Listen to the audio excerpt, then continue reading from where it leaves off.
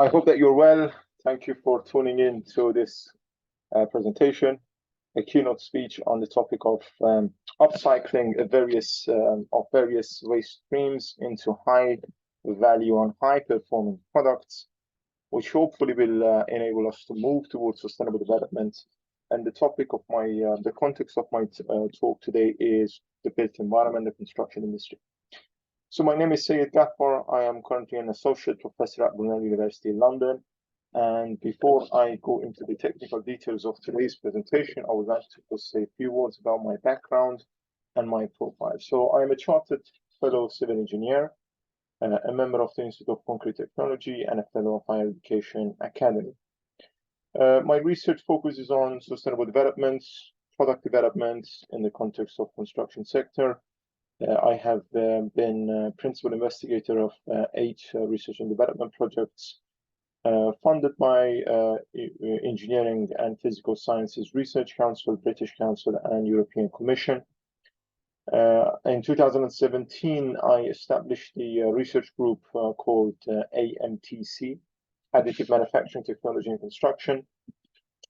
And also, I am an executive editor for the Journal of Results in Engineering, which is published by Elsevier, and also Proceedings of the Institution of Civil Engineers, Structures and Buildings. I act as the guest editor there. And I also evaluate a lot of European proposals and national proposals as the expert reviewer.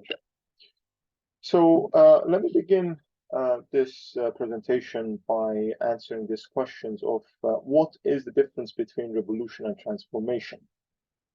Our construction sector, the built environment sector, has been decades behind in terms of implementing innovative technologies.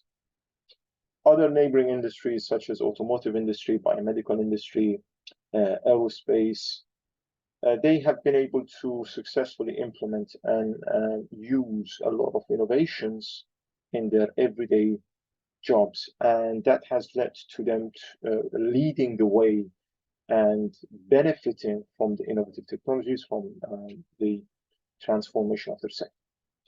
What we are saying is that we do not want to see a revolution in the construction industry. By that, I mean we do not want to start from zero. And we just want to transform how we used to build, for example, roads, bridges, buildings, high-rise buildings, to a new and more effective way of building and constructing. And how we do that is by using and embracing new technologies for the benefit of the construction industry, and hopefully moving towards sustainable development, lowering the CO2 emissions, reducing the waste, which is the main topic of today's talk, and valorizing waste. By that, I mean how we can recover secondary raw materials from end-of-life products, construction demolition waste, municipal solid waste, agricultural waste, and so on. So we do not want a revolution. Revolution is something that you destroy all the practices, you discard them, and you start new. We do not want to do that with the construction industry. We just want to transform them. And the way we're going to transform the construction industry, the way that we're going to transform the practices in the construction industry, in the built environment, is by implementing innovative technologies. So we need to introduce automation, digital technologies in the construction processes. We need to embrace breakthrough technologies such as additive manufacturing, human-robot collaboration, cobots, autonomous vehicles for construction activities, autonomous maintenance, diagnostics, and monitoring. So construction 4.0 is what we really are talking about here. We would like to see the transformation of the old practices, the practices that have been in place for centuries in the construction sector, in order to improve our chances of achieving sustainable development within the sector. So the built environment is facing a lot of challenges in its future as one of the major sectors and a cornerstone for economic competitiveness and social well-being of the citizens. The built environment sector is one of the least digitized and automated. So this is the challenge that we have. The built environment also is overwhelmed with a lot of inefficiencies, low productivity, resource scarcity, wastage of the materials that is being used, wastage of the space often in the construction sites, and a lot of other associated environmental issues with poorly planned developments, excessive developments, as opposed to smart developments. It is difficult for the built environment sector to invest in R&D, and the reason is because the profit margins are extremely tight, and breakthrough technologies or innovative technologies, they do require a high initial capital.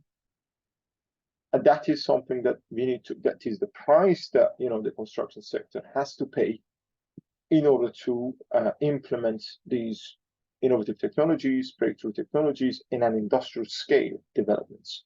There is a lot of work happening behind the scenes in research centers, in the universities, by developing the technologies, by proving the concept, but still we are lacking a huge investments coming from the government or the industrial private sectors to large scale implement all the innovations, all the proof of concepts that have already been conducted and happened at low technology readiness levels in universities, in research institutions. So this is another challenge. It's very difficult to invest in R&D for the construction sector. The call to action of the built environment is driven by the need to become more sustainable. We need to have consideration for the next generation. It goes without saying, this is an extremely important topic for the next generation, for the future generations. We should not compromise their ability to reach their sort of heights and what they would like to see, what they would like to develop in the future, by consuming a lot of the resources and by emitting a lot of carbon to the atmosphere. So the goal to action for the built environment is driven by sustainable development, by sustainability, and to evolve the way data is used and interpreted in decision makings.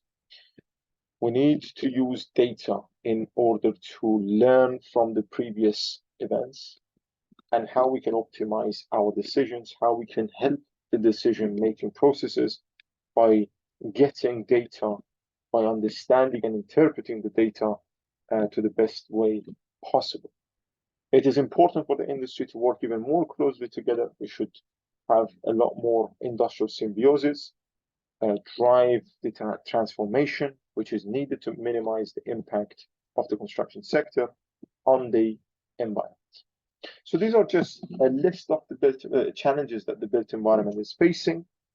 The list can be a lot more comprehensive than this. This is just a high level sort of challenges and just the highlights of issues that we are facing and the next generation of engineers need to be dealing with. And there is a lot of effort, there is a lot of concern about the built environment. There is a lot of concern and we need to invest energy, effort, time in order to resolve these bottlenecks one by one. So what is waste management? So I have in the next slides, I have a few pictures that I would like us to think about as a way of valorizing waste or managing waste, or just not sending them to landfill. Is that the solution? Is that what waste management means? Deriving, secondary raw materials from end-of-life products? Is that part of waste management?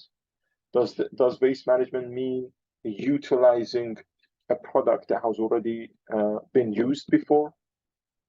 So waste management is very comprehensive. It's all of those. Is transporting the waste, is collecting the waste, is sending the hazardous waste to the landfill where it's needed. All those hazardous waste needs to be dealt with. And there are hazardous waste that there is no other option but to landfill them. But on the other hand, we have huge quantities of waste, the so-called waste, that can be valorized, that can be reutilized, remanufactured into new products. So let's have a look at this picture. In this slide here, you're looking at different scenarios of where bunch of local people have utilized waste tire rubber and waste glass from the beverages, from drinks, in order to build sort of a slope stabilization methodology in order to build sort of a wall or a house or a, some sort of recreational area, a park for the kids to enjoy. But this is not waste management, is it? This is just one part of reutilizing or reusing products that have reached end of their life. But does that mean this is the best way that we can use these type of wastes? In these pictures, what we are seeing is a creative design of something that could have been sent to a landfill, of a waste that could have been sent to a landfill and added to the problems that we have, that our planet Earth is facing.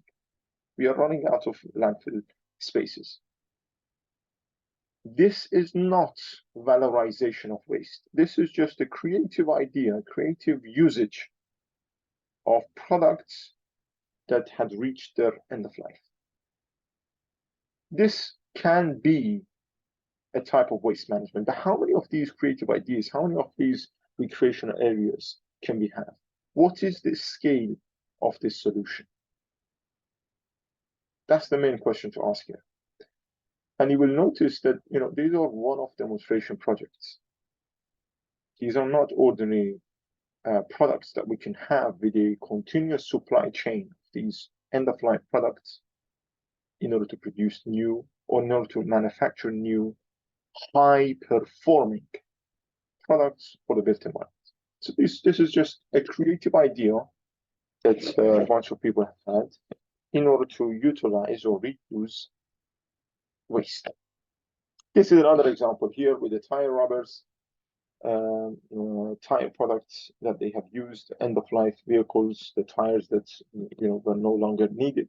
But you have to bear in mind that recyclability of glass in the other slide and tires in this slide, it's something that has a high yieldability, and you can easily, there is a process involved, there is an energy intensive process actually involved in recycling tire and recycling glass, but it can be done. So I would not call these valorized waste or high-performing products that have been developed using waste. There are plenty of other things that we can do with this type of waste. The main focus should be on the type of waste that can bring a value for the product development and can benefit the construction sector as they are high-performing. So their performance should be similar to the current or traditional materials. So not only their source is sustainable because it's coming from a waste-driven product, but also the performance is up to a certain specification, and it has a nice and very respectable technical specification sheet that can be compared to the current conventional, traditional building products. And that's how we can compete. This is the issue that we have with products that are coming from waste. Let's talk about the recycled aggregates that have been used in concrete. They often have lower performance compared to virgin raw materials, aggregates that are coming from the virgin materials to be used in concrete. If we bridge that gap, the performance gap, then we have a case. Then that is when we have valorized the waste really and truly by developing a high performance product. This is how we can help the sustainable development. So there are plenty of strategies and that we can use in order to manage the waste. Obviously, the first one that has the lowest environmental impact is to reduce the waste.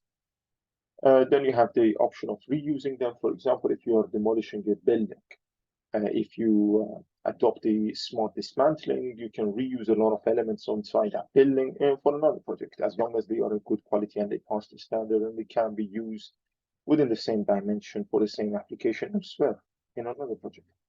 That's got another good option that has lower environmental impact. Then you have the recycling.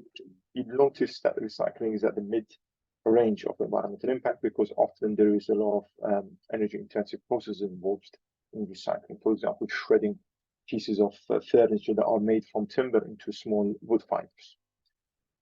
Compost is another one. Then incineration, it will recover energy, and landfill has got the highest and should be avoided. Highest environmental impact and should be avoided as much as possible.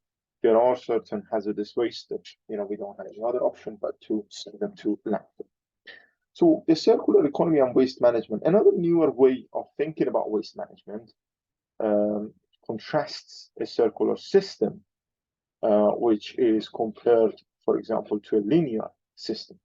So the old linear system of extracting materials, using them once, discarding them, should be avoided, because we have the natural resources, we make a product, we use them after a while, 50 years durability, 10 years durability, 5 years. We have the waste, we handle the waste, we collect it, we send it to landfill, and we get rid of that waste. This is a linear type of economy. But in a circular system cycles between the use, recirculation, and use again. Extraction of new materials and waste disposal are both minimized. It brings economic gains such as reduced exposures to commodity prices, as well as environmental and sustainability benefits. So you have natural resources, you make a product is used, then you have sharing and reusing. Or if you have waste handling. Some of it is gone to landfill because it's hazardous, because it has really and truly reached the end of its life and doesn't have any functionality, and you get rid of it into landfill. Or you can recover resources, secondary resources from it. So you go to material reprocessing and you produce another product. So there is a lot more to learn about from that source that I have put in this slide from the VTT, Finnish research institution that has done a lot of good work, positive work in terms of the circular economy and waste valorization, adding value to waste.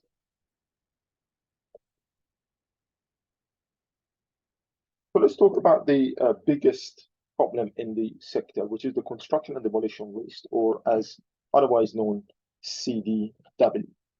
So what is CDW? It's a combination of excess materials coming from site construction, clearance, excavation, refurbishment, renovation, demolition, and roadworks. Or it could be caused by natural disasters such as earthquakes, floods, hurricanes, and tsunamis.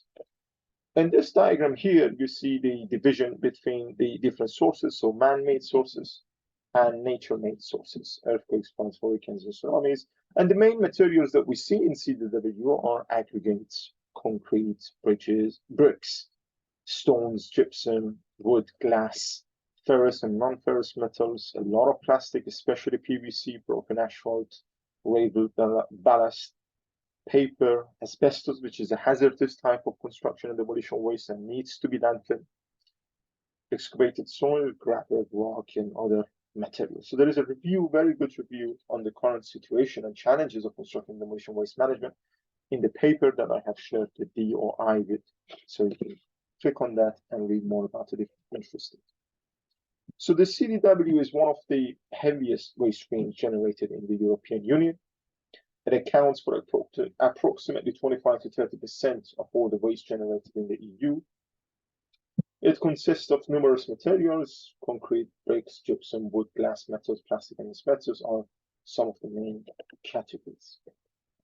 So this diagram here shows the different variation between the elements or materials that exist in the CDW. The highest one, 40%, is concrete. Then you have other ceramics, such as the clay bricks, which constitute 30% of the CDW. Then we have metals, wood, and plastics, which are sharing a lot of smaller quantities within the composition of construction demolition waste. So I wanted to also let you know about a project, ICEGEE, which is a European project. There is a YouTube video there, which you can watch on your own time. It's about smart demolition and refurbishment as opposed to complete demolition. So what does that mean? Instead of just getting a building destroyed within a few seconds by making huge demolition, we can just have a pre-demolition audit of the building that is being demolished to identify what are the parts, components that we can reuse for another project. So that is the pre-demolition audit. Then we can use automated sorting and recycling, automated quality assessment, using robotics, using smart systems, and feed that back into new building products. How can we build a new concrete block or remanufacture a new concrete block using recycled aggregates from a concrete that has been in service for the past 50 years, past 100 years? What are the quality assessments that we need to do? What are the modifications that we need to have, considerations that we need to have in order to ensure that the performance of these crushed aggregates or recycled aggregates is up to a good standard for the remanufacturing of the same concrete? So this project looks at different case studies. It integrates the life cycle assessment and life cycle cost of these recycling and smart demolition strategies. And it also tries to address some of the issues that we have in the policies and standards. So one of the best examples of valorization that I can give regarding the waste coming from plastic, for example, is to incorporate them into high-performing mortar or high-performing cementitious composite, let's call it. So on the left-hand side of the screen, you are looking at PVC particles. So PVC is polyvinyl chloride particles that are coming from the cable covers. They have been recycled. The copper or the metallic part has been separated, so we are just left with the covering, the plastic covering. They otherwise they go to landfill, and this is something that we want to avoid. So what we have done is to incorporate them in cementitious composite, use them in concrete to replace the natural sand because we are running out of natural resources. Another case was to valorize rubber from heavy vehicles. When they reach their end of life, how can we incorporate some of these rubbers into cementitious composite? We have done the same for glass and for bricks, which are coming from the construction demolition waste. This is an important aspect where we can valorize different waste streams in construction products and cementitious composites that have applications in construction sector.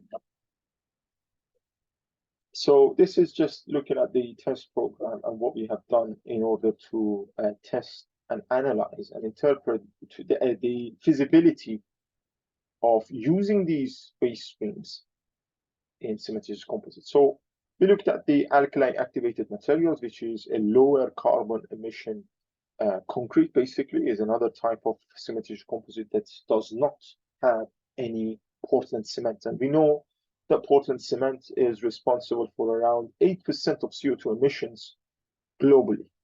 And that percentage, to put it into context, it's equivalent to all the planes going around the world right now. So if we eliminate the cement, we are already 8% ahead in terms of reduction of CO2. So alkali activated materials mix design, or AAM mix design, is extremely important. So we have a precursor which is a lot more sustainable, such as fly ash, slag coming from the iron industry, metallic industry, ferrous industry. And we activate them using some alkali activators such as sodium hydroxide, sodium silicate. And we also use, obviously, any cementitious composite needs some aggregates. But in this study, we looked at recycled PVC aggregates and recycled rubber aggregates. And we were comparing it to natural sand to see what is the standard. We were benchmarking it against natural sand. So we have aggregates at a polyjoint additive in order to improve the mechanical performance, in order to improve the compatibility of recycled PVC aggregates with the rest of cementitious binder. Sodium hydroxide and sodium silicates were used as activators, alkali activators, to activate GGBS, which is ground granulated blast slag, silica sand, and fly ash. We tested them in different ratios. We had obviously the control sample, which is 100% natural sand, and we had 30% replacement with plastic, 30% replacement with rubber, 50% replacement, and also 70% replacement. We looked at the durability, the microstructure, physical properties, and also, most importantly, for the built environment, the mechanical properties. So this diagram shows this SEM, let's say, micrograph shows the scanning electron microscopy of rubber and PVC plastic. So you can look at the A, which is showing the aggregates coming from the rubber, which has very sharp edges and a smooth surface. And figure B is showing you the microstructure of plastic, which is polyvinyl chloride, PVC, that we were looking to valorize in this study. So we looked at the flexural strength and the compressive strength of these cementitious composites. We had different replacement ratios, replacement dosages. The replacement was based on the volume percentage. And we also looked at different ages. So at 7 days, compressive strength and flexural strength, and at 90 days, compressive strength and flexural strength. You can see that all the control samples have, obviously, the 0% plastic and 0% rubber have the flexural strength of around 12 megapascals, with 30% VCR reduction from 12 to 8 megapascal, for example, for PVC and rubber after 90 days, and PVC after 90 days, which has 8 point something, around 9 MPa flexural strength. And as we increase the replacement ratio by volume, we keep getting a reduced flexural strength. The same trend is also true for the compressive strength. So we have at the control level at 0% replacement, we have a compressive strength of 65 MPa. But as we increase the percentage of the waste aggregates inside the cementitious composite, our compressive strength is dropping. But you can see that, for PVC, we were able to get a lot better compressive strength compared to the rubber. So the study shows that the rubber, it might not be a good replacement for aggregate, and PVC is a much better replacement option for natural aggregates if you're focused on, applications which require, compressive strength of around 40 MPa after 7 days and after 90 days. So if you know that your application requires you to bear a load of 40 MPa or 30 MPa, let's say, to have the safety factor in place, you can replace your natural aggregates with PVC and rubber up to 30%. So that means you are saving natural resources. We also looked at the microstructural analysis and the bonding between the aggregates and the matrix. You can see that the PVC has a very strong bond with the matrix, and there is no delamination. But in the case of rubber, we had some delamination, and therefore this explains why rubber was weaker compared to PVC. We also looked at the LCA analysis, life cycle analysis for different replacement ratios. So the alkali activated materials control samples with 100% natural sand has an ECE equivalent CO2 emission, kg CO2 per ton of 230. But when we replace it by 30% of PVC and rubber, you can see that that value drops. And when we use 70% waste PVC and rubber, you can see that we're getting actually a negative emission. So we are contributing to reduction of the CO2 in the plant. So there are more links on the, how we can have construction demolition waste sorting and processing, a smart dismantling and demolition project, by clicking on those links. And I also wrote a paper on the pathways to circular construction. I looked at integrated management of construction and demolition waste for resource recovery, which is very interesting, and it looks at the UK's construction sector. And we looked at the bottlenecks in the construction sector. So what are the biggest setbacks towards the recycling or reusing of construction and demolition waste? And the most problematic factor was the logistics.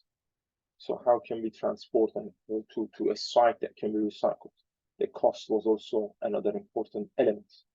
Or we looked at where we can improve the recycling process, and a lot of people were focused and were indicating that on-site operations is something that we need. We need to improve options for strategies for on-site operations, and efficiency of processes is also very important. So relevant stakeholders from the industry were sort of interviewed. they were selected, and we looked at their views on circular construction. We studied, the study revealed that legislation by the government on the reuse and recycling for every new project can improve the circularity within the built environment.